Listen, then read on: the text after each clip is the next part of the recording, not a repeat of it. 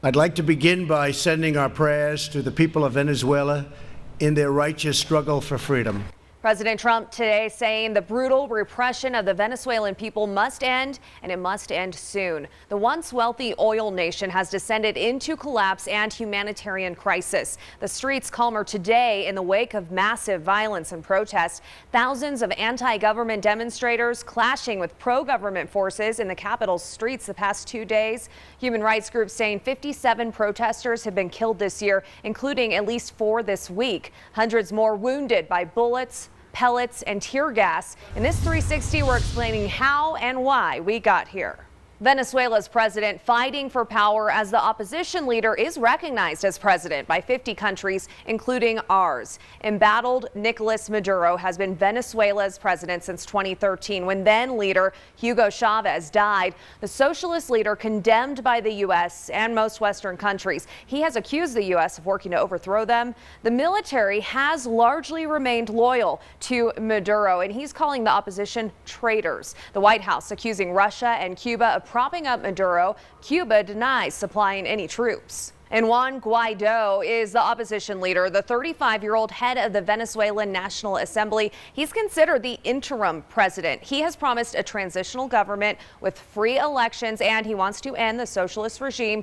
He's recognized as the legitimate head of state by the U.S., and the Trump administration is looking for ways to get him money to help the interim government. He is calling for massive peaceful protests and for the military to defect against Maduro. And this week he announced what he called the final phase of the operation to topple Maduro's regime. There is an information war going on as well. The government has shut down Venezuelans' access to social media platforms and news organizations, including CNN, the state-run internet service, blocking those sites. Social media, largely where the opposition was arranging meeting spots for protests and making announcements to supporters. Analysts say limiting access is part of a tried and tested info war that's been playing out in Venezuela for years, and they say the government is mostly concerned about controlling flow of the info to the poorer Venezuelans. They're considered a major part of Maduro's base. He has not blocked social media and news permanently, though. Experts say Maduro that way can claim he's not a repressive dictator, but rather he's working to protect the people.